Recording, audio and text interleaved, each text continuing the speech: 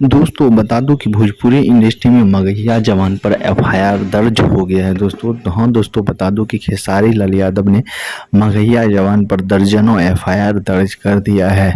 दोस्तों बता दूं कि अब मगहिया जवान को जेल जाना पड़ेगा। दोस्तों बता दूं कि मगहिया जवान अपने फेसबुक पेज पे वीडियो अपलोड किया है कि हमारे ऊपर दर्जनों केस एफआईआर दर्ज हो गया है। हाँ जी दोस्तों, एफआईआर दर्ज करने वाले खेसारी लाल यादव है और खेसारी लाल यादव की पूरी टीम है दोस्तों।